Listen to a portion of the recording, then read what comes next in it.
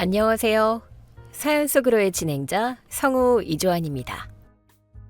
오늘의 이야기는 전세자금 반반하기로 해놓고 결혼 일주일 전 말 바꾸는 주인공 남편 이야기입니다. 여러분의 응원과 의견을 마음 편히 댓글로 달아주시면 감사하겠습니다. 오늘의 이야기 시작하겠습니다. 전 남친 석진이와는 지인의 소개로 만났어요. 번듯한 직장에 다정다감한 성격. 부산 남자 특유의 무뚝뚝함 없이 저에게 참 잘 맞춰주는 사람이었죠. 1년 정도 연애를 하면서 자연스럽게 결혼 이야기가 오갔고 저는 석진이의 본가 사람들을 하나 둘 만나게 되었어요. 그때 알아챘어야 했어요. 그 집안 사람들이 얼마나 뻔뻔하고 속이 시커먼 거머리떼인지 말이에요. 첫 만남은 보통 정식으로 인사하는 자리가 마련되어야 정상인데 석진이의 엄마, 그러니까 김말자 여사는 다짜고짜 저를 땡땡에 있는 자기 카페로 불렀어요. 수진아, 우리 엄마가 땡땡에서 엄청 크게 베이커리 카페 하시거든? 주말에 드라이브 삼아 거기로 밥 먹으러 오라신다. 편하게 와. 그래, 어차피 한 번은 배워야 하니까. 내가 뭐 사가면 돼? 에이, 무슨. 그냥 너 몸만 와. 엄마가 너 보고 싶어서 그러시는 거니까. 석진이의 말을 믿고 해안도로를 따라 주차한 곳은 겉보기엔 번지르르한 3층짜리 대형 카페였어요. 하지만 주말 낮인데도 주차장은 텅 비어 있었고 쇼케이스에 진열된 빵들은 며칠은 된 것처럼 퍽퍽해 보였죠. 2층 창가에서 화려한 호피 무늬 블라우스를 입고 앉아있던 김말자 여사가 저를 위아래로 훑어보며 첫인사를 건넸어요. 네가 수진이구나? 우리 석진이한테 얘기는 많이 들었다. 어린 나이에 해운대에서 자기 사업한다며? 돈은 좀 만지나 보네. 네, 안녕하세요. 마케팅 대행사 운영하고 있어요. 초대해 주셔서 감사합니다. 그래. 인사는 됐고? 배고프지? 석진아, 저기 앞바닷가에 오마카세 횟집 새로 생겼더라. 1인당 15만 원짜리 코스 기가 막히다던데. 거기로 가자. 그렇게 억지로 끌려간 횟집에서 김말자 여사는 묻지도 않은 자기 카페 자랑을 늘어놓기 시작했어요. 매출이 얼마라느니 부산에서 자기 카페 모르는 사람이 없다느니 허풍을 떨었죠. 하지만 제 눈에는 파리만 날리던 카페 전경이 선명했어요. 식사가 끝날 무렵 계산서가 나오자 김말자 여사는 갑자기 이쑤시개를 물며 딴청을 피웠어요. 아이고, 배부르다. 석진아, 너 지갑 가져왔니? 엄마가 오늘 지갑을 차에 두고 내렸네. 어? 나 오늘 카드 한도 다 찼는데? 수진아, 네가 먼저 좀 계산할래? 내가 이따 보내줄게. 그래, 알았어. 내가 계산할게. 제가 군말 없이 45만 원을 20불로 결제하자 김말자 여사의 눈이 반짝였어요. 그 아줌마는 대놓고 제게 빨대를 꽂으려 들었죠. 아이고, 우리 새아가가 통도 크네. 잘 먹었다. 참, 수진아. 너 마케팅인지 뭔지 한다고 했지? 우리 카페가 이번에 2층을 통째로 리모델링을 좀 할까 하는데 네가 인테리어 업체들 좀 잘 구슬려서 싸게 좀 해봐라. 네가 홍보도 싹 다 무료로 해주고 가족끼리 돕고 사는 거 아니겠니? 어머님, 뭔가 오해를 하신 것 같은데요. 저는 마케팅 전문가이지 인테리어 업자가 아니에요. 그리고 저희 회사 클라이언트들 최소 월 계약금이 5천만 원부터 시작해요. 가족이라고 제 직원들 인건비를 제가 사비로 메울 수는 없잖아요. 카페 홍보가 필요하시면 정식으로 저희 회사로 의뢰해 주세요. 견적서 뽑아드릴게요. 뭐? 아니, 며느리 될 내가 시어머니 사업 도와주는 게 당연하지. 무슨 견적서를 뽑아? 너 참 야박하다. 야박한 게 아니라 공과사는 확실히 해야죠. 밥은 제가 기분 좋게 샀지만 제 일은 제 생계가 달린 문제니까요. 제 단호한 대답에 김말자 여사는 똥 씹은 표정을 지었고 석진이는 중간에서 안절부절 못하며 화제를 돌리기 바빴어요. 첫 만남부터 아주 불쾌한 기운이 스멀스멀 올라왔죠. 하지만 이건 예고편에 불과했어요. 그 집안의 진정한 진상은 따로 있었거든요. 바로 석진이의 여동생 신우이 될 애였어요. 그 애는 센텀시티 백화점에서 제가 VIP 발레 파킹을 맡기는 걸 우연히 보고는 아주 눈이 뒤집혔죠. 어느 날 오후 일하고 있는데 신우이한테서 다급하게 전화가 왔어요. 언니, 저 지금 센텀 백화점 샤넬 매장 앞인데요. 오늘 가방 재고가 딱 하나 들어왔대요. 근데 제가 지금 카드가 막혀서요. 언니 VIP 카드 쓰면 할인도 되고 포인트도 엄청 쌓이잖아요. 제발 언니 카드로 먼저 결제해 주시면 안 돼요? 내일 월급날이니까 바로 500만 원 입금할게요. 네? 500만 원? 내일 바로 입금한다고? 네네. 무조건이요. 오빠한테 말해서 오빠가 갚아줄 수도 있고요. 제발요, 언니. 저 이거 진짜 한 달 넘게 오픈런 한 거란 말이에요. 마침 백화점 근처에서 미팅 중이던 저는 VIP 실적도 채울 겸 매장으로 가서 제 카드로 가방을 긁어줬어요. 신우이는 세상을 다 가진 것처럼 방방 뛰며 고맙다고 난리를 쳤죠. 하지만 약속한 다음 날 입금은커녕 연락조차 오지 않았어요. 이틀이 지나고 3일이 지나도 톡을 익십하더라고요. 석진이한테 물어보니 자기는 모르는 일이라며 발뺌을 했어요. 내 동생이 너한테 500만 원을 빌렸다고? 에이, 걔가 그럴 애가 아닌데. 내가 한번 물어볼게. 너무 재촉하지 마. 응? 수진아, 걔도 사정이 있겠지. 사정? 가방 살 땐 내일 당장 준다더니 이제 와서 잠수를 타? 네가 갚을 거 아니면 당장 걔한테 전화해서 내일 오전까지 보내라고 해. 알았어. 내가 걔한테 말해서 이번 주 안으로 어떻게든 해보라고 할게. 하지만 일주일이 지나도 돈은 들어오지 않았고 저는 더 이상 기다릴 이유가 없었죠. 그 애가 다니는 회사가 서면의 한 보험사 콜센터라는 걸 알고 있었거든요. 저는 점심시간에 맞춰 그 회사 1층 로비로 찾아갔어요. 커피를 들고 동료들과 웃으며 내려오던 신우이가 저를 보고는 사색이 되더군요. 아가씨, 여기서 다 보네? 내 연락은 다 무시하더니 동료들이랑 커피 마실 시간은 있나 봐? 언니, 여기 어쩐 일이세요? 저 지금 바쁜데. 바빠도 돈은 갚아야지. 지난주에 내 카드로 긁은 샤넬 가방값 500만 원. 며칠 연체됐으니까 카드사 현금 서비스 이자율 적용해서 515만 원? 지금 당장 입금해? 무슨 이자까지 받아요? 언니 진짜 무서운 사람이네? 우리 오빠가 언니 대신 내준다고 했단 말이에요. 네 오빠가 내주기로 했으면 네 오빠한테 받아서 나한테 줘야지. 나랑 네 오빠가 아직 혼인신고한 것도 아닌데 내 돈이 네 돈이야? 당장 입금 안 하면 여기 니네 회사 로비에서 가방값 안 갚는다고 소리치고 다닐 거야? 선택해. 제 서늘한 경고에 신우이는 덜덜 떨며 핸드폰을 꺼냈고 결국 여기저기 전화를 돌려 돈을 꾸더니 제 눈앞에서 515만 원을 이체했어요. 저는 이체 내역을 확인하고는 뒤도 안 돌아보고 나왔죠. 그날 저녁 김말자 여사에게서 전화가 불이 나게 왔지만 저는 가볍게 차단해버렸어요. 그런데 이 집안 사람들은 학습 능력이 없는 건지 며칠 뒤엔 아주버니라는 사람이 연락을 해왔어요. 아주버니는 땡땡 카페에서 월급 루팡 매니저 노릇을 하고 있었고 형님은 카운터에서 폰만 만지작거리는 콤비였죠. 아주버니는 그래도 자기 엄마나 동생보단 교양 있는 척 깍듯하게 존댓말을 쓰며 전화를 걸어왔어요. 수진 씨, 바쁘신데 전화해서 미안합니다. 다름이 아니라 우리 카페가 요즘 영 손님이 없어서요. 수진 씨가 마케팅 회사 대표시니까 우리 카페 인스타그램이랑 블로그 관리 좀 맡아주시면 어떨까 해서요.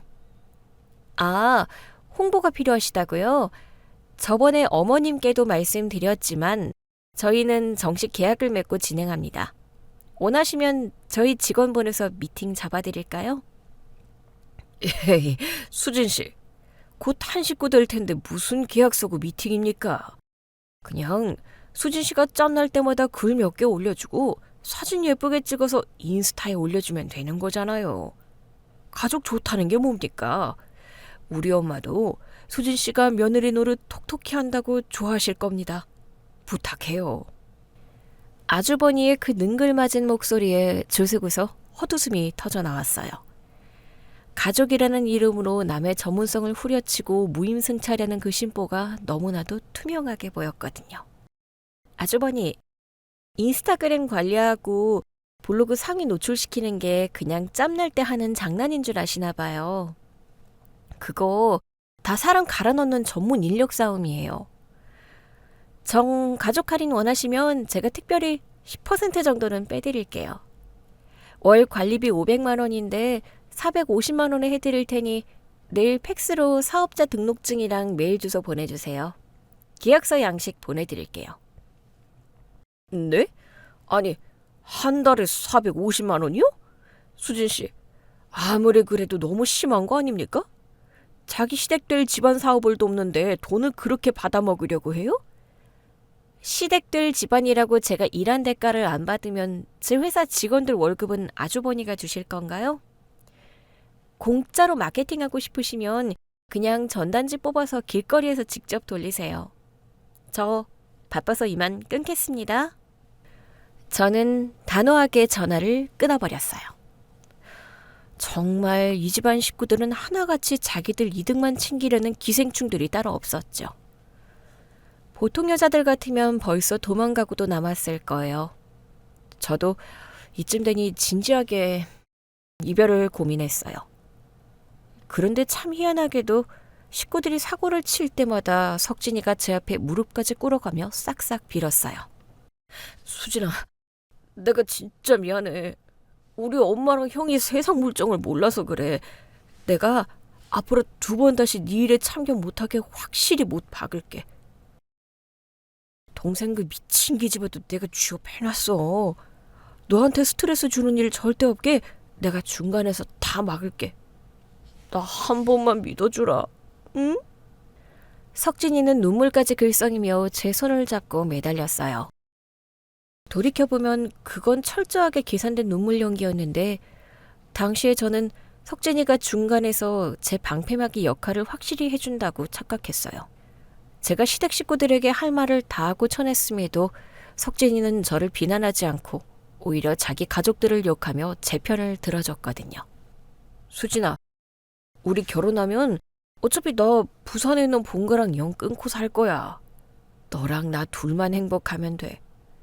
우리 아파트 전세 구하는 것도 내가 모은 돈 3억 있으니까 네가 3억만 보태면 딱 반반 깔끔하잖아.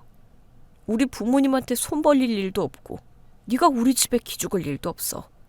어때? 정말 네가 모은 돈으로 3억 맞출 수 있어? 나중에 딴소리하기 없기다. 나는 내 목 3억 현금으로 깔끔하게 준비되어 있어. 집은 내 직장 가까운 해운대나 센텀 쪽으로 알아볼 거고 대출 없이 우리 돈으로 딱 반반 하는 거다. 동의해? 당연하지. 내가 무슨 일 있어도 내 목 3억 책임지고 잔금 일정까지 통장에 꽂아 놓을게. 사랑해 수진아. 진짜 고마워. 석진이의 그 확신에 찬 대답. 저는 그 말을 믿고 신혼집을 계약했어요. 제 돈 3억과 석진이가 낼 3억을 합쳐 총 6억짜리 전셋집을 구하기로 했죠.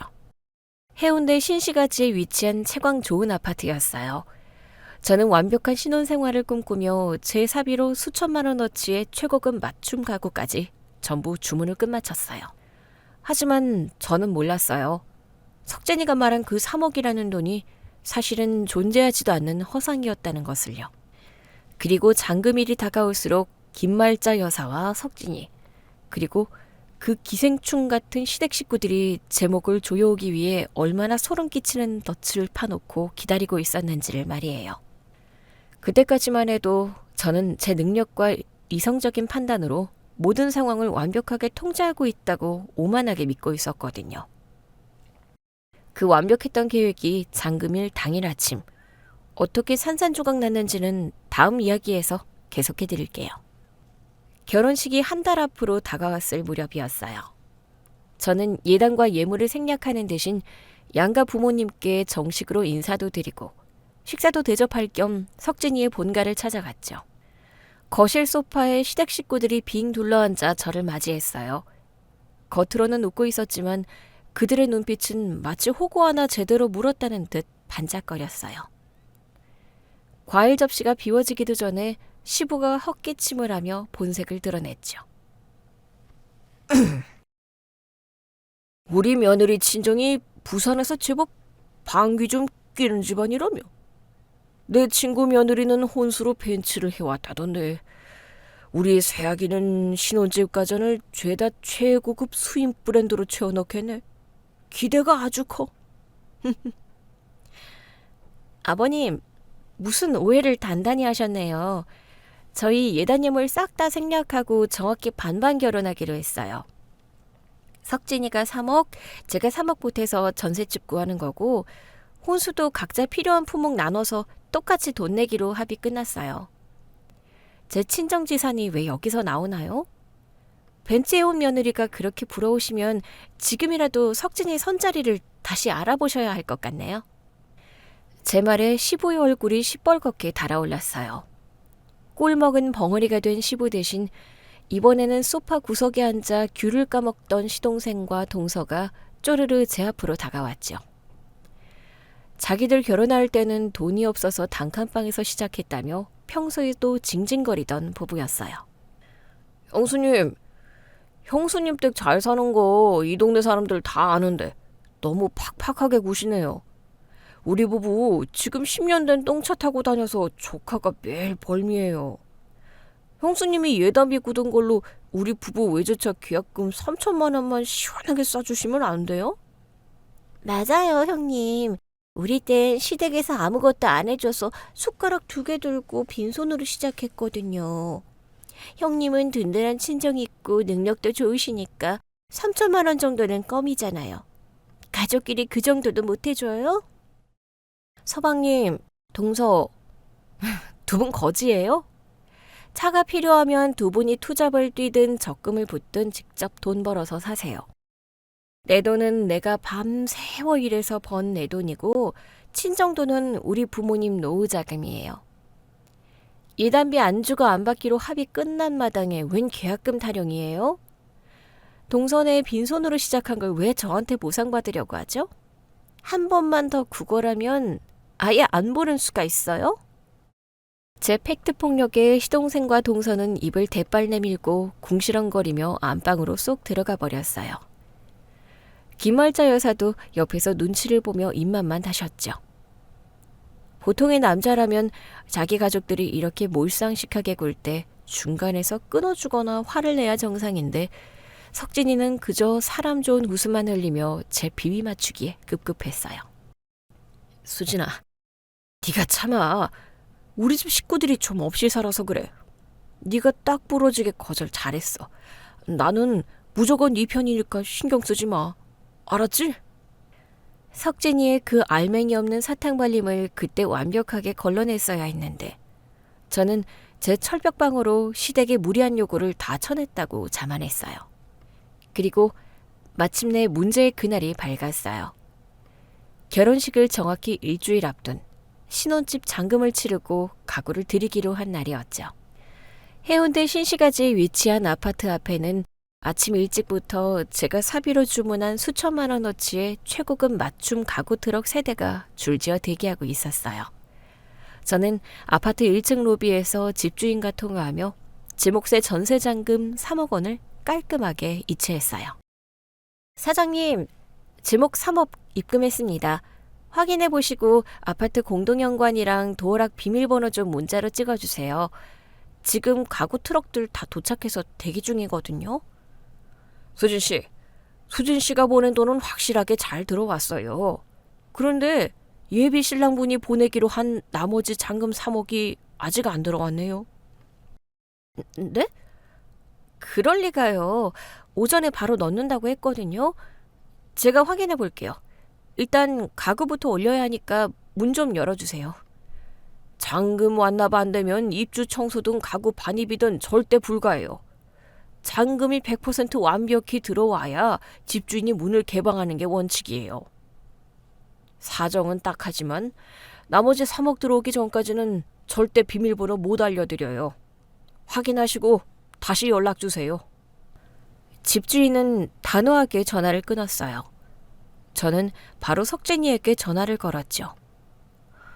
하지만 신호음만 갈 뿐 10통을 넘게 걸어도 받지 않았어요. 등줄기에서 식은땀이 흐르기보단 이 인간이 도대체 무슨 사고를 친 건지 싸늘한 분노가 치밀어 올랐죠. 이삿짐 센터와 가구 배송 기사님들은 언제 올라가냐며 재촉하기 시작했어요. 1시간쯤 지났을까? 아파트 단지 입구에서 머리를 헝클어뜨린 석진이가 헐레벌떡 뛰어오는 모습이 보였어요. 미안한 기색보다는 억울하고 짜증난다는 표정이 역력했죠. 너 지금 제정신이야? 잔금 안 넣고 어디서 뭐하다 이제 와. 전화는 왜 안 받고. 당장 3억 입금해? 가구 기사님들 1시간 넘게 대기 중인 거 안 보여? 수진아, 어떡하냐? 대출이 안 나온대. 나도 아침에 은행 갔다가 방금 알았어. 대출? 너 나한테 네가 모은 현금 3억 있다고 확실하게 말했잖아. 대출이라니 그게 갑자기 무슨 소리야? 사실은 전세자금 대출받아서 채우려고 했거든. 근데 은행에서 한도가 안 나온다고 부결 때려버렸어. 나도 미치겠다 진짜. 그걸 왜 잔금 치르는 당일치기로 와서 얘기해. 대출이 안 나올 것 같으면 미리 말을 해서 대책을 세우게 했어야지. 3억이 무슨 애들 껌값이야? 당장 집 문도 못 열고 저기 대기하고 있는 트럭들은 어쩔 거냐고. 야, 나도 오늘 알았다니까? 수진아, 너희 집 잘 살잖아. 네가 일단 3억 더 내면 안 돼? 나중에 내가 돈 벌어서 갚을게. 너희 부모님 돈 많으신데 있는 사람이 좀 더 내는 게 그게 그렇게 아까워? 사랑한다면서 돈 3억이 나보다 중요해? 기가 차서 헛웃음도 나오지 않았어요. 미안하다고 싹싹 빌어도 모자랄 판에 오히려 저를 돈에 환장한 속물로 몰아가는 그 뻔뻔한 태도에 턱끝까지 욕이 차올랐죠. 제가 싸늘한 눈으로 석진이를 노려보고 있을 때 석진이의 핸드폰이 요란하게 울렸어요. 화면에는 사랑하는 오만이라는 글자가 떠 있었죠. 석진이는 마치 구원군이라도 만난 듯 스피커폰으로 전화를 받았어요. 석진아, 수진이 그 기집애는 왜 아직도 잔금을 안 넣는데?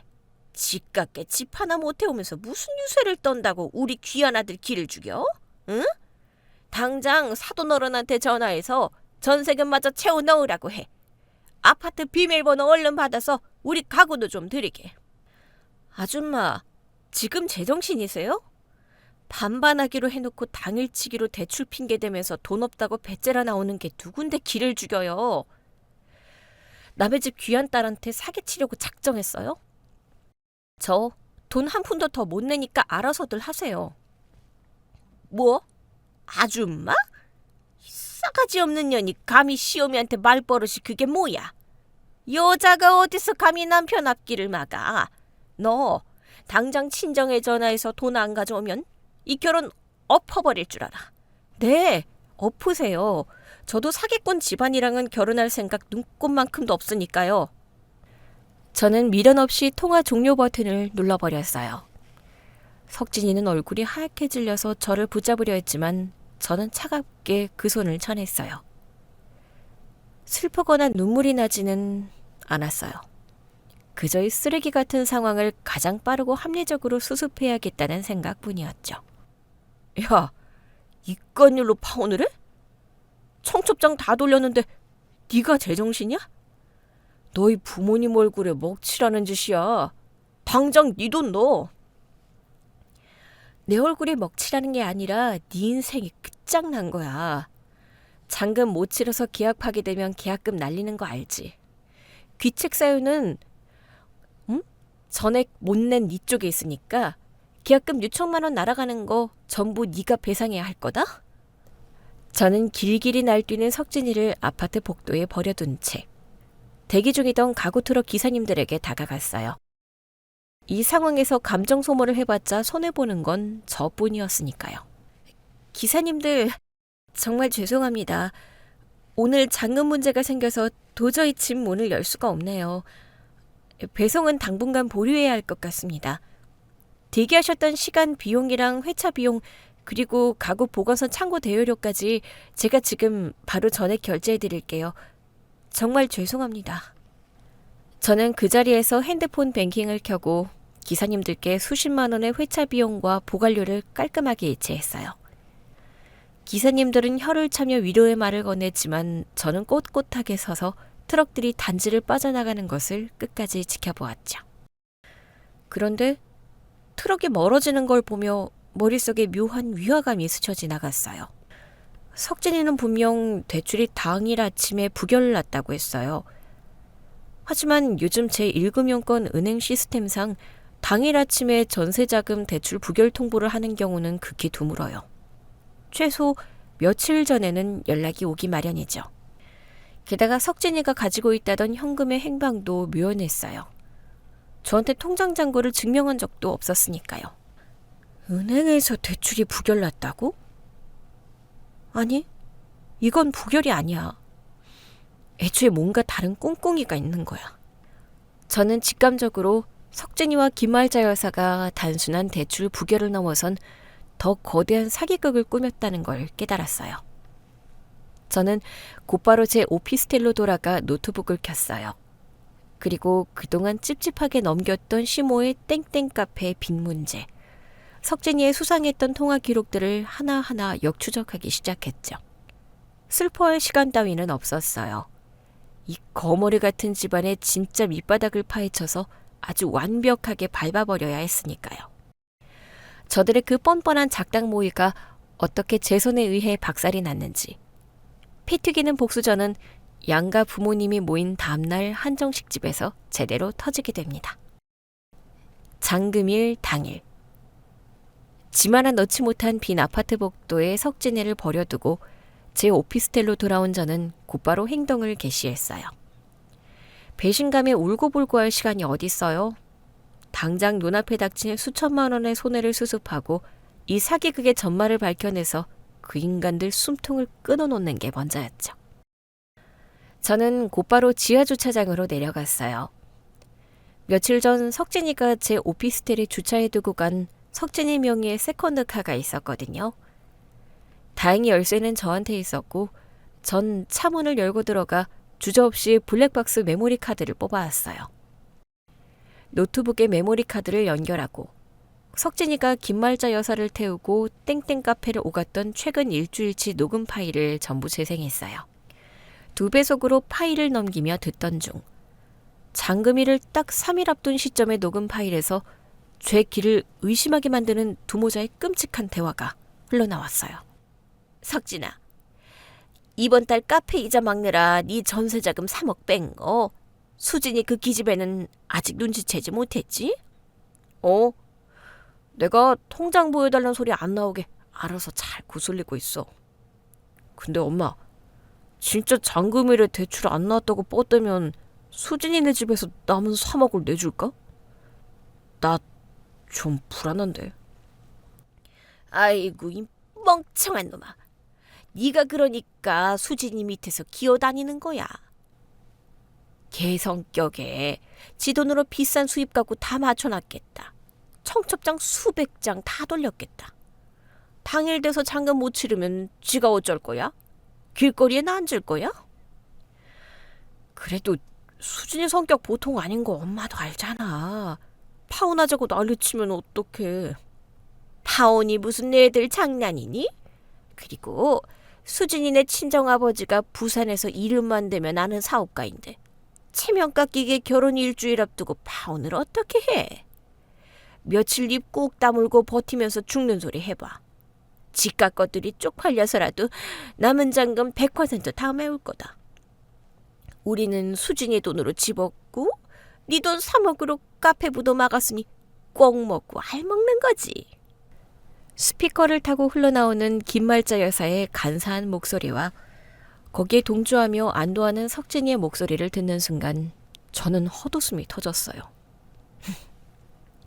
대출 부결은커녕 애초에 대출을 신청조차 하지 않았던 거예요.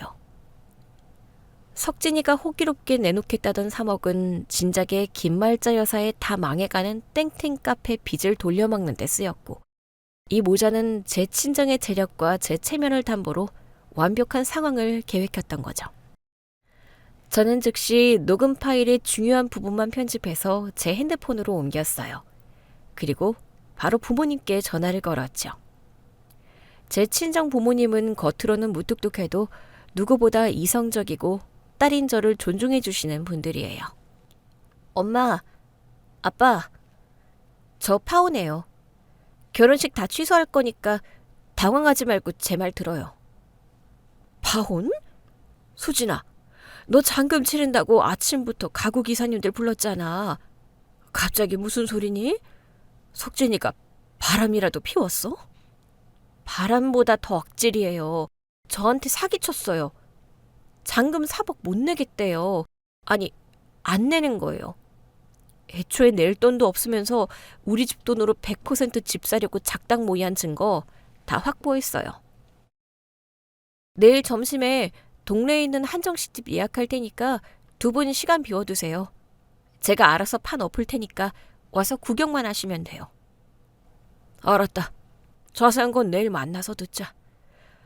넌 속상해하지 말고 밥 든든히 먹고 자라. 부모님과 통화를 끝낸 저는 다시 석진이에게 전화를 걸었어요. 낮에는 제 전화를 피하더니 제가 남긴 문자를 보고는 1초 만에 전화를 받더군요. 저는 최대한 다급하고 어쩔 줄 모르는 척 연기를 했어요. 석진아, 나 지금 너무 무섭고 떨려서 혼자서는 도저히 수습이 안 돼. 우리 부모님한테 대충 상황 설명했더니 부모님이 일단 내일 점심에 동네 한정식집에서 만나자고 하시네. 두 분이 남은 잔금 3억 해결해 주시려는 눈치야. 어머님, 아버님, 그리고 아주버니까지 다 모시고 나와. 진짜? 장인어른 장모님이 내주신대? 봐, 내가 뭘 했어. 수진아, 진짜 고마워. 내가 앞으로 진짜 너한테 엎드려 절하면서 살게. 내일 엄마, 아빠, 형 다 모시고 늦지 않게 나갈게. 그래, 내일 와서 우리 부모님한테 싹싹하게 잘 말씀드려. 끊어. 석진이의 들뜬 목소리를 뒤로하고 전화를 끊은 저는 참을 수 없는 구역질에 화장실로 달려가 세수를 했어요. 다음 날, 결전의 장소인 동네의 고급 한정식집 프라이빗 룸. 제일 안쪽 상석에는 저희 부모님이 얼음장 같은 표정으로 앉아 계셨고 저도 그 옆에 팔짱을 끼고 앉았어요. 문이 열리고 김말자 여사를 필두로 시부, 아주버니, 그리고 석진이가 줄지어 들어왔죠. 그 인간들의 표정은 억지로 슬픈 척을 하고 있었지만 눈가는 묘한 안도감과 기대감으로 실룩거리고 있었어요. 자리에 앉자마자 김말자 여사가 앓는 소리를 내며 밑밥을 깔기 시작했어요. 사돈어른, 사부인, 저희가 면목이 없습니다. 우리 석진이가 대출이 턱하니 나올 줄 알고 철석같이 믿고 있었는데 요즘 나라 경제가 어렵다 보니 은행에서 갑자기 부결을 때려버리지 뭡니까? 우리 수진이가 길바닥에 나앉게 생겼으니 애미 된 도리로 가슴이 찢어집니다요. 그래서요? 저희 아빠의 차갑고 짧은 대답에 김말자 여사는 살짝 당황했지만 곧바로 뻔뻔한 연기를 이어갔어요. 아유, 사돈어른께서 부산 바닥에서 큰 사업하시니까 자금 용통이 저희보다는 훨씬 수월하시지 않겠습니까? 애들 결혼식이 코앞인데 사돈께서 이번에만 전세 잔금 남은 거 좀 해결해 주시면 우리 석진이가 평생 처가에 뼈를 묻고 효도할 겁니다. 잔금 3억을 우리더러 내라. 그럼 명의는 수진이 단독 명의로 하고 그쪽에서 보탠다는 3억은 안 주신다는 건가요? 아이고, 사부인. 부부 사이에 니꺼 내 거가 어디 있습니까? 공동명의로 해야 애들 사이도 좋고 기가 살죠. 어찌 명의를 수진이 혼자 앞으로 합니까? 이때 얌전히 앉아있던 아주버니가 사람 좋은 미소를 띠며 거들고 나섰어요. 수진 씨 부모님께서 통 크게 한번 도와주시면 우리 식구들이 그 은혜 잊지 않고 살겠습니다. 어차피 수진 씨가 저희 땡땡 카페 일도 전담해서 도와주기로 했고 가족끼리 이럴 때 상부상조하는 거 아니겠습니까? 아주버니, 제가 언제 카페 마케팅을 무상으로 해드린다고 했죠? 저번에 월 관리비 450만 원 입금 안 하시면 안 한다고 명확하게 거절했는데요. 기억력이 많이 안 좋으신가 봐요. 제 차가운 대답에 루만의 공기가 순식간에 얼어붙었어요. 아주버니 얼굴이 불그락불그락해졌고 석진이는 제 눈치를 보며 안절부절 못했죠. 저는 더 이상 이 역겨운 연극을 지켜볼 인내심이 바닥났어요. 핸드폰을 꺼내 테이블 한가운데에 내려놓았습니다. 아줌마, 연기는 그쯤 하시죠? 대출이 안 나와요? 나라 경제가 어려워서 은행이 부결을 때려요? 수진아, 너 지금 우리 엄마한테 아줌마라니 발버릇이 그게 뭐야? 장인어른 앞이라고 너 지금 선 넘는다? 선은 니들이 먼저 넘었지. 대출 신청조차 안 한 새끼가 어디서 혓바닥을 길게 놀려? 저는 석진이를 향해 소리치며 핸드폰에 저장해둔 녹음 파일을 재생했어요. 조용하던 한정식 집 루만의 김말자 여사와 석진이의 목소리가 선명하게 울려 퍼졌어요. 수진이 귀기집애. 집값 것들이 쪽팔려서라도 남은 잔금 100% 다 메울 거다. 네 돈 3억으로 카페 부도 막았으니 꼭 먹고 알 먹는 거지. 음성이 흘러나오는 1분 동안 시댁 식구들의 얼굴은 그야말로 시체가 따로 없었어요. 석진이는 입만 뻐끔거릴 뿐 아무 말도 하지 못했고 시부는 믿을 수 없다는 듯 김팔자 여사를 쳐다봤어요. 아주버니 역시 자기 엄마가 카페 빚을 동생 전세금으로 돌려먹었다는 사실을 이제야 안 건지 눈을 동그랗게 뜨고 있었죠. 녹음이 끝나자마자 저는 테이블 위로 서류 봉투 하나를 집어 던졌어요. 땡땡 카페 부동산 등기부 등본 떼어봤더니 가압류에 근저당까지 꽉꽉 차서 당장 내일 경매 넘어가도 이상할 게 없더군요. 카페 빚 막으려고 석진이 전세금 3억 빼돌려 놓고 모자란 돈은 우리 집 재산으로 메꾸려고 작당을 해? 내가 그렇게 호구로 보였어? 이 독한 년? 네가 감히 우리 석진이 차를 뒤져서 녹음을 해? 어디서 불법으로 남의 뒷조사나 하고 다니는 상스러운 년이 어른을 능멸해?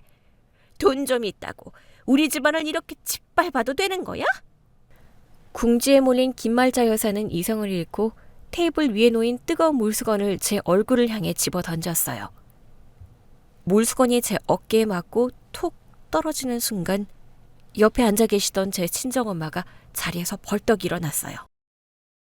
평소 한복을 즐겨 입으시고 다도와 꽃꽂이를 즐기시던 평생 큰소리 한 번 낸 적 없던 우아한 저희 엄마였죠. 이 쓰레기 같은 년이 어디서 내 귀한 딸한테 손찌검이야? 엄마는 테이블 위에 놓인 묵직한 녹그릇 뚜껑을 집어들더니 한치의 망설임도 없이 김말자 여사의 얼굴을 향해 온 힘을 다해 던졌어요. 쨍그랑 소리와 함께 그릇이 튕겨나갔고 엄마는 그대로 테이블을 넘어 김말자 여사에게 달려들었어요. 내 딸 피 빨아먹으려던 거머리 같은 년. 이 년이 감히 내 딸을 인질로 잡고 내 돈을 뜯어내려 해? 오늘 내가 널 끝장내고 깜빵에 감아. 엄마는 김말자 여사의 화려하게 세팅된 타마머리를 양손으로 움켜쥐고 무자비하게 흔들어댔어요. 김말자 여사는 비명을 지르며 엄마의 팔을 핥히려 했지만 분노로 이성을 잃은 엄마의 힘을 당해낼 수가 없었죠. 순식간에 두 사람은 식당 바닥으로 엉겨붙어 뒹굴기 시작했어요. 장모님, 왜 이러세요? 엄마! 석진이가 엄마를 말리려고 뛰어들었지만 가만히 앉아 지켜보던 저희 아빠가 벌떡 일어나 석진이의 명치를 구두발로 걷어차 버렸어요. 윽 소리를 내며 나뒹구는 석진이를 향해 아빠가 사자호를 내질렀죠. 네 이놈! 사내가 그거 달고 태어나서 계집애 등이나 쳐먹으려고 작당을 해? 어디서 감히 내 마누라 몸에 손을 대? 아빠의 호통에 기가 죽은 석진이는 바닥에 웅크려 끙끙댈 뿐이었고 사태를 파악한 아주버니가 다급하게 존댓말을 내뱉으며 말리러 들어왔어요. 사돈어른, 진정하십시오. 어머니, 일단 손 좀 놔보세요. 수진 씨, 빨리 장모님 좀 알려주십시오. 내가 왜? 아주버니, 나한테 존댓말하면서 교양 있는 척하지 마세요. 아주버니도 저 인간들이 돈 빼돌린 거 알면서 오늘 나와서 우리 부모님한테 구걸한 거잖아요. 똑같은 놈이 어디서 말리는 척이야? 제가 매몰차게 쏘아붙이는 사이 바다가 개싸움은 극에 달했어요. 엄마는 김말자 여사 위로 올라타서 뺨을 무자백에 후려 갈겼고 김말자 여사의 코에서는 쌍코피가 터져 한복 저고리를 붉게 물들였죠. 시부가 뒤늦게 뜯어 말리려다가 미끄러져 바닥에 엎어지면서 테이블 다리에 이마를 찍고 기절하는 총극까지 벌어졌어요. 한정식집 직원들이 비명을 지르며 뛰어들어오고 경찰에 신고하겠다며 난리가 났지만 저는 자리에 앉아 물수건으로 어깨를 닦으며 그 아수라장을 가만히 내려다봤어요. 경찰이 와도 상관없었어요. 폭행죄로 벌금을 내더라도 저 거머리 같은 인간들이 철저하게 짓밟힐 모습을 두 눈으로 똑똑히 봐야 제 속이 풀릴 것 같았거든요.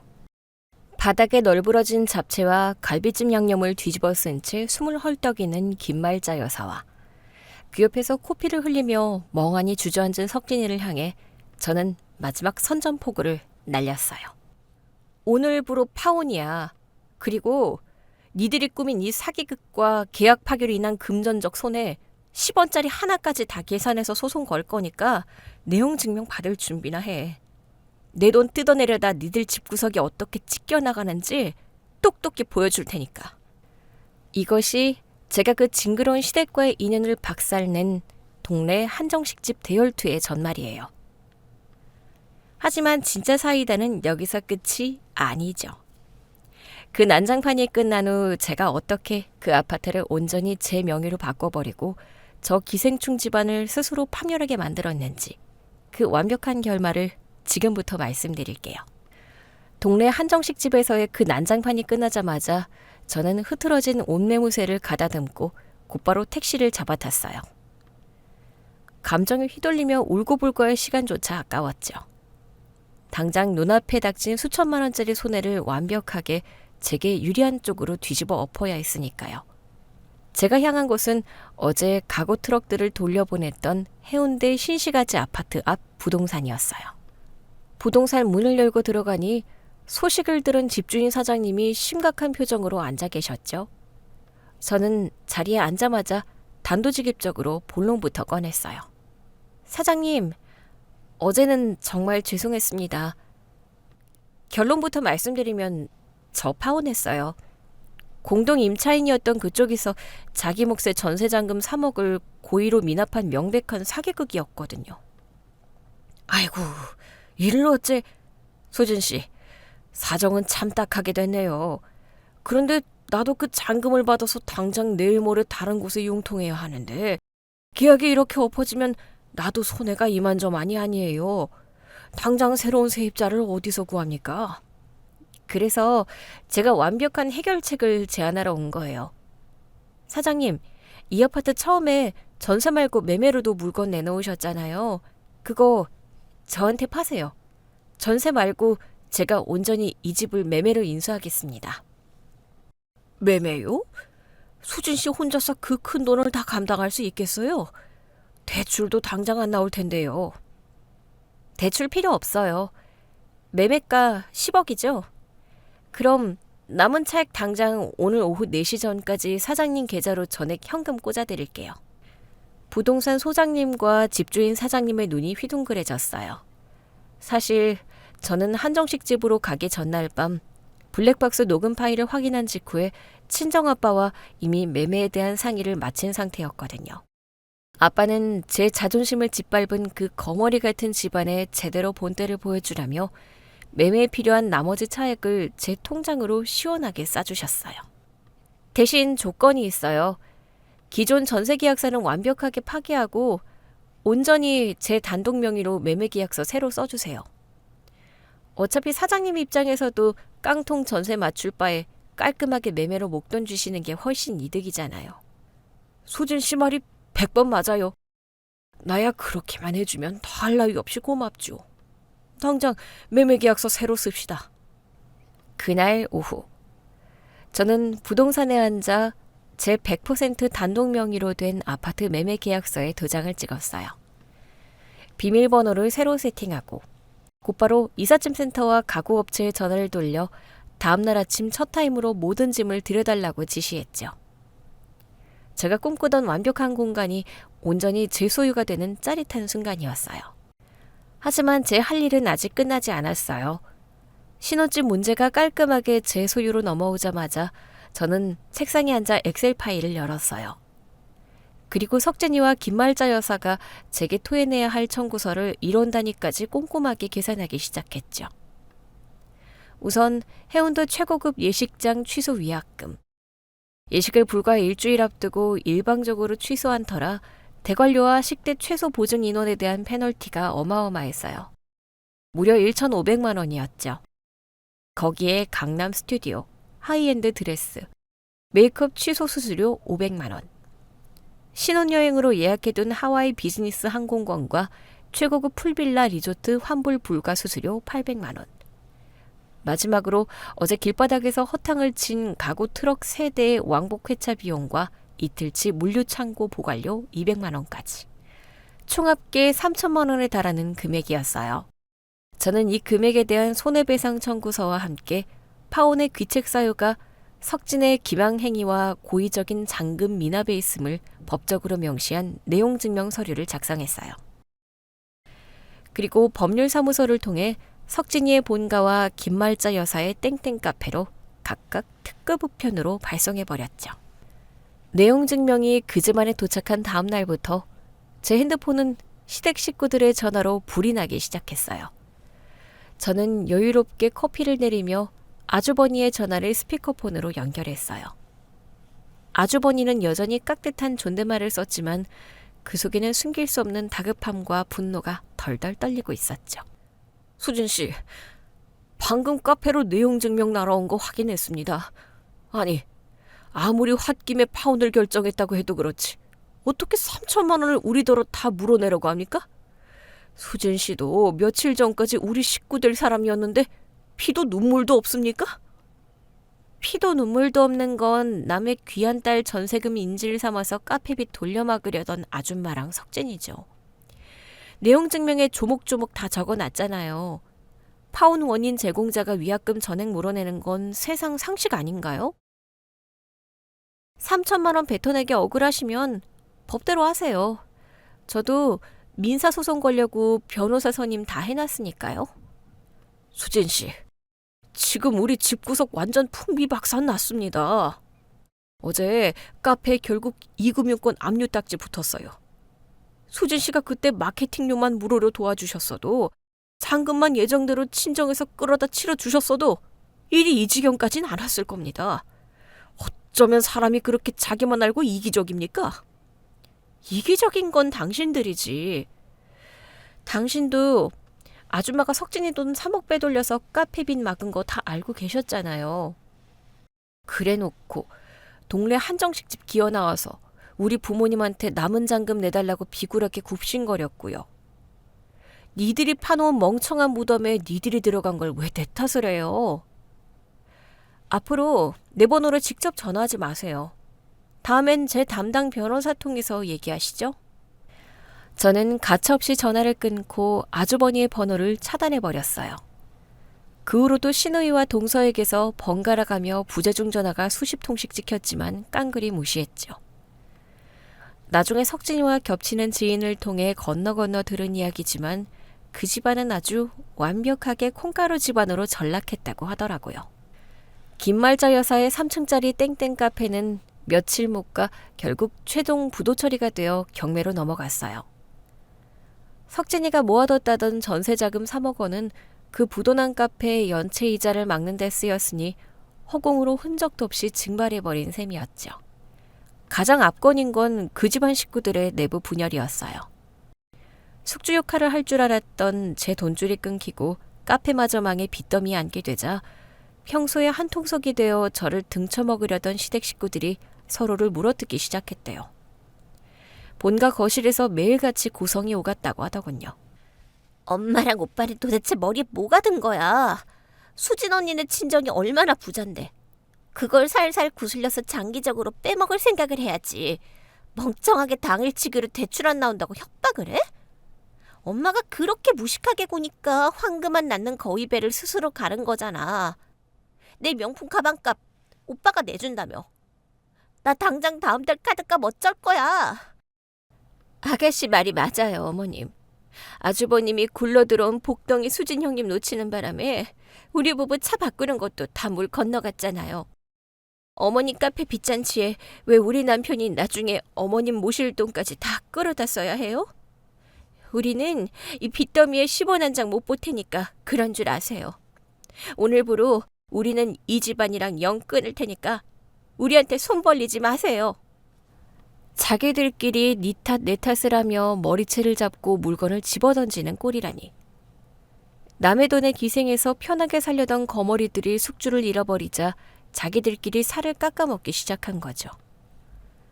평생 빚쟁이들에게 시달리며 서로를 원망하고 살아야 하는 그 비참한 현실 자체가 그들에게는 감옥보다 더한 지옥이었을 거예요. 그리고 모든 것이 완벽하게 제자리로 돌아가던 어느 비오는 저녁이었어요. 저는 퇴근 후 소파에 앉아 넷플릭스를 고르고 있었죠. 그때 1층 공동현관 호출벨이 미친 듯이 울렸어요. 화면을 보니 비에 쫄딱 젖어 물에 빠진 생쥐꼴을 한 석진이가 초췌하고 쾌한 얼굴로 서 있었어요. 대출 부결이라는 거짓말이 들통나고 파혼을 선언한 지 딱 보름 만에 보는 얼굴이었죠. 저는 인터폰 화면만 켜둔 채 서늘한 목소리로 음성 버튼을 눌렀어요. 무슨 일이야? 남의 집 앞에는 왜 알짱거려? 수진아, 나야. 제발 문 좀 열어줘. 나 진짜 딱 5분만 너 얼굴 보고 얘기하고 싶어서 그래. 얘기할 거면 변호사 통해서 하라고 내용 증명에 써놨을 텐데. 내가 청구한 위약금 3천만 원 입금이나 하러 왔어? 수진아, 내가 다 잘못했어. 내가 진짜 미친놈이었어. 우리 엄마가 하도 카페 넘어가게 생겼다고 울고불고 매달리는데 내가 자식된 도리를 어떻게 모른 척해. 그래서 내 돈 3억 먼저 이자 막는 데 쓰고 남은 전세금 3억은 네가 어떻게든 해결해 줄 줄 알았어. 네가 나 사랑하니까 그 정도는 감수해 줄 줄 알았단 말이야. 나 진짜 너 없으면 죽어. 우리 처음부터 다시 시작하자. 네가 하라는 대로 다 할게. 응? 비에 젖어 덜덜 떠는 목소리로 늘어놓는 변명조차 너무나도 찌질하고 계산적이어서 헛웃음만 났어요. 마지막까지 자기는 불쌍한 효자일 뿐이고 저를 사랑한다는 그럴싸한 감정을 핑계로 제 지갑을 통째로 털려있던 그 알량하고 역겨운 속내가 너무나도 투명하게 보였거든요. 석진아, 넌 끝까지 네가 뭘 잘못했는지 모르는구나.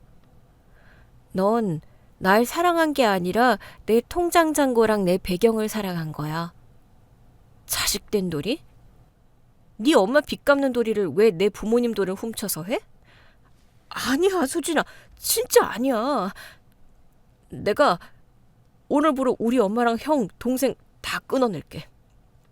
나 그냥 너희 집 대리일 사위로 들어가서 평생 네 발밑에 엎드려 살게. 나 진짜 갈 데도 없단 말이야. 문 좀 열어봐. 내가 무릎 꿇고 빌게. 석진이가 공동현관 유리를 주먹으로 쾅쾅 치며 난동을 부리기 시작했어요. 경비실에서 인터폰이 울리기 직전이었죠. 저는 한치의 흔들림 없이 가장 차갑고 단호한 목소리로 마지막 쐐기를 박았어요. 너 지금 당장 여기서 안 꺼지면 바로 112에 스토킹이랑 주거침입으로 신고할 거야? 아 참, 너 이 아파트가 아직도 전세인 줄 아나 본데 내가 다음날 바로 집주인한테 잔금 다 치르고 내 명의로 매매했어. 니네 엄마가 내 돈으로 집도 구하고 빚도 갚고 꽁 먹고 알 먹겠다고 했지? 틀렸어. 꽁도 알도 다 내 거니까 내 집 앞에서 알짱거리지 마. 딱 10초 샌다. 안 사라지면 바로 경찰 부른다. 10, 9, 8. 제 서늘한 경고와 이 집이 100% 수진이의 명의라는 충격적인 사실에 뒤통수를 맞은 듯 석진이는 넋이나간 표정으로 한참을 유리에 기대어 서 있었어요. 입만 뻐끔거리며 아무 말도 하지 못했던 석진이는 결국 어깨를 축 늘어뜨리고 터덜터덜 비 내리는 어두운 골목길로 사라졌어요. 뒷모습조차 촬영하기 짝이 없었죠. 그게 제가 본 그 기생충 같은 인간의 마지막 모습이었습니다. 그 후로 저는 석진이와 그 집안 식구들을 제 인생에서 완벽하게 도려냈어요. 변호사를 통해 3천만 원과 그 밖의 손해에 대한 민사소송을 끈질기게 밀어붙였고 빚더미에 앉은 석진이의 월급 통장에 가압류를 걸어 다달이 위약금을 강제로 회수하고 있죠. 시댁이라는 끔찍한 감옥에 갇혀 제 소중한 시간과 돈을 평생 빨릴 뻔했던 위기에서 벗어나 이제는 오롯이 제 능력으로 일군 제 삶을 완벽하게 즐기고 있어요. 지금 저는 온전히 제 이름으로 된 해운대 아파트 거실에 앉아 있어요. 제가 직접 고른 포근한 수입 가죽 소파에 깊숙이 기대어 커다란 통창 너머로 반짝이는 광안대교의 화려한 야경을 여유롭게 바라보고 있죠. 한 손에는 제가 제일 좋아하는 묵직하고 드라이한 레드와인이 담긴 잔이 들려 있어요. 결혼을 불과 일주일 앞두고 텅 빈 아파트 복도에서 대출 부결이라는 그 끔찍한 진실을 마주했을 때는 솔직히 세상이 무너지는 것 같았어요. 하지만 지금 생각해보면 그날의 사건은 제 인생 최고의 잭팟이자 행운이었어요. 석진이의 거짓말에 넘어가 눈물을 흘리며 남은 잔금을 치러주고 혼인신고 도장을 찍었다면 상상만 해도 끔찍해요. 저는 평생 그 거머리 같은 시댁 식구들의 사업 자금을 대주고 시누이 명품 가방을 사주고 동선의 차를 바꿔주며 뒤치다거리를 하느라 피를 말리고 있었을 테니까요. 저는 광안대교의 불빛을 향해 와인잔을 높이 들어올리며 조용히 혼잣말을 중얼거렸어요. 결혼식 일주일 전에 쓰레기차 완벽하게 피하게 해주신 우리 조상님들 정말 감사합니다. 앞으로도 제 인생 누구한테 안 기대고 이렇게 똑부러지고 우아하게 잘 살아볼게요. 건대. 찰랑거리는 붉은 와인 너머로 제 환한 미소가 창문에 선명하게 비쳤어요. 남의 피를 빨아먹으려다 스스로 자멸해버린 것들의 결말은 비참했지만 제 힘으로 당당하게 쟁취한 제 삶은 그 어떤 완벽한 결혼보다도 훨씬 평화롭고 찬란하게 빛나고 있었답니다.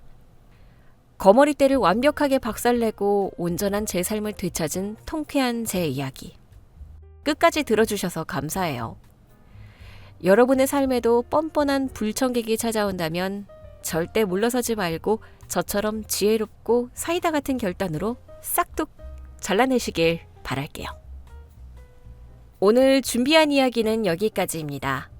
재미있게 들으셨다면 구독과 좋아요, 알림 설정까지 눌러주세요. 지금 어디서 듣고 계세요? 여기는 서울이고요. 다음 이야기로 다시 찾아뵙겠습니다. 청취자 여러분, 오늘도 행복하세요.